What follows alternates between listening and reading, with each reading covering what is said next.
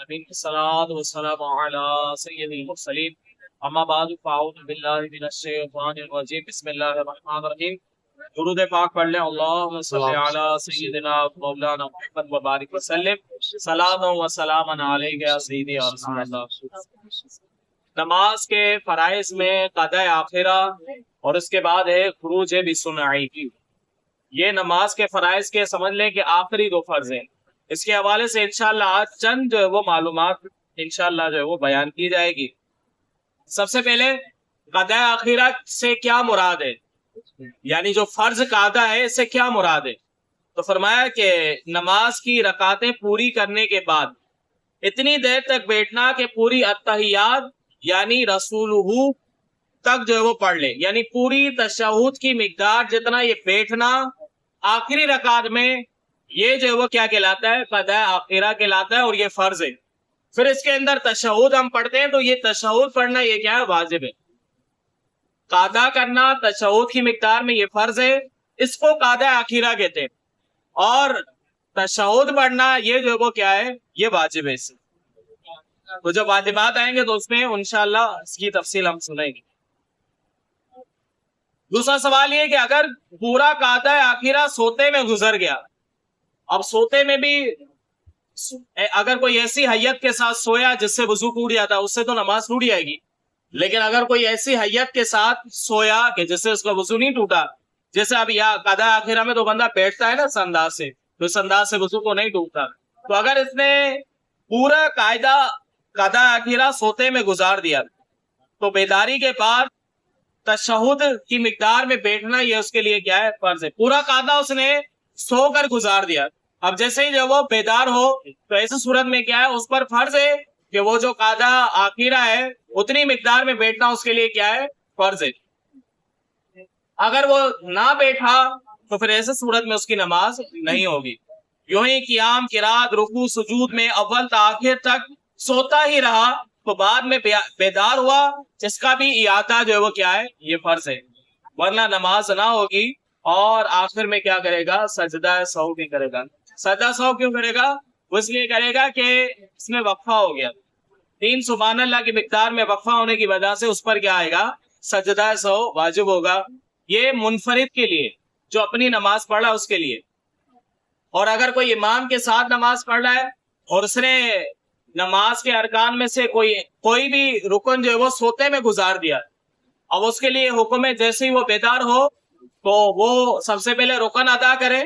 رکن ادا کرنے کے بعد جو ہے وہ چلتا چلتا امام کے ساتھ شامل ہو جائے، یعنی ترتیب کے ساتھ جس طرح نماز پڑھتے ہیں اس انداز سے نماز پڑھتا پڑھتا امام کے ساتھ شامل ہو جائے.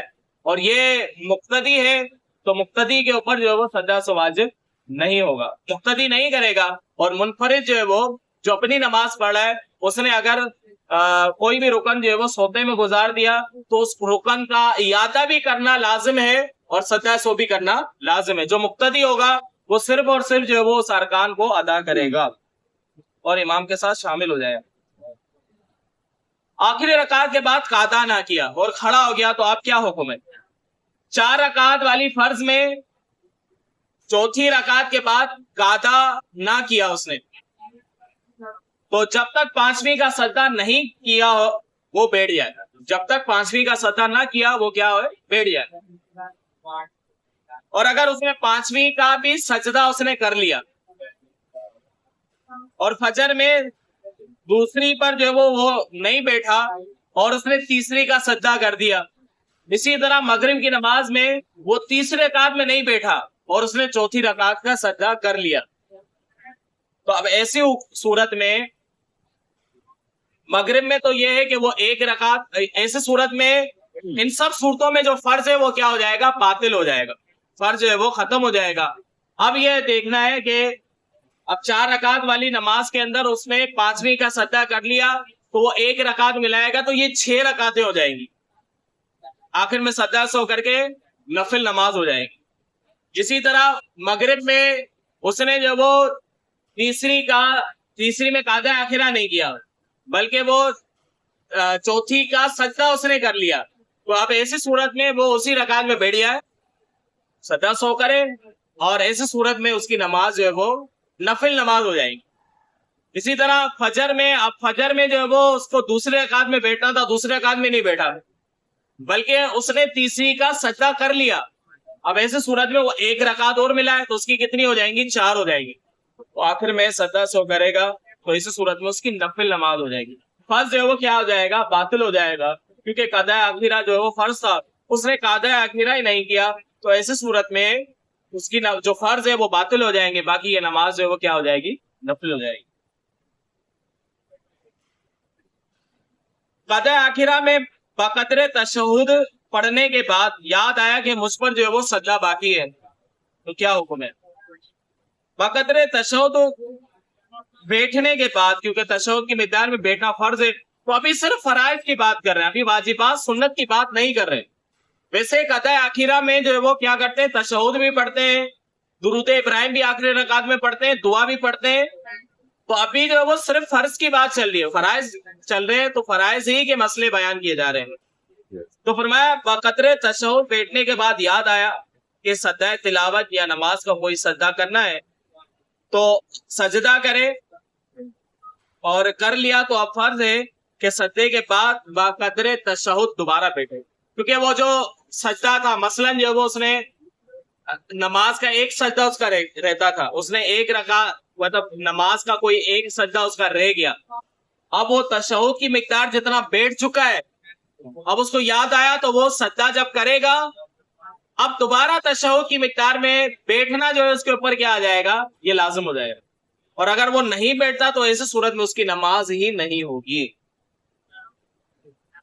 خروج بسنعہ سے کیا مراد ہے؟ خروج بسنعہ سے مراد یہ ہے قضاء آخرہ کے بعد سلام اور کلام وغیرہ کوئی ایسا فعل جو منافی نماز ہو، یعنی نماز کے خلاف ہو. قصد کرنا یعنی جان بوجھ کر کرنا، یہ کیا کہلاتا ہے؟ خروج بسنعہ کہلاتا ہے. اب نماز مکمل ہو چکی ہے، قضاء آخرہ کر چکا ہے، اب قضاء آخرہ کے بعد خروج بسنعہ یعنی نماز سے نکلنا ہے. تو نماز سے نکلنے کا طریقہ یہ کہ کوئی بھی منافی نماز کام کر لے. اگر اس نے کلام کر لیا نماز ختم ہونے کے ارادے سے تو ایسی صورت میں اس کی نماز کیا ہو جائے گی؟ مکمل ہو جائے گی. لیکن یہ بات یاد رہے کہ لفظ سلام کہنا یہ واجب ہے، لفظ سلام کہنا یہ واجب ہے اور علیکم کہنا سنت ہے. تو خروج بسنعہ میں لفظ سلام ہی کے ساتھ نماز کو مکمل کرنا یہ واجبات نماز میں سے. تو لہٰذا جب بندہ نماز سے باہر نکلے گا تو واجب یہی ہے کہ بندہ لفظ سلام کے ذریعے سے نکلے گا، تو ایسی صورت میں اس کی نماز جو ہے وہ کامل طور پر مکمل ہو جائے گی. اور اگر وہ کسی اور طریقے سے یعنی ایسا کام کیا کہ جو منافی نماز ہو، ایسی صورت میں اگر وہ نماز سے باہر نکلے گا تو ایسی صورت میں اس کے فرائض کے اعتبار سے تو نماز ہو جائے گی لیکن واجبات کے اعتبار سے نماز نہیں ہوگی. ایک اور مسئلہ رہ گیا، وقت تھوڑا زیادہ ہو گیا. اللہ رب العزت سے ہم دعا کرتے ہیں کہ اللہ تبارک و تعالی علم سیکھ ہم اس پر عمل کریں.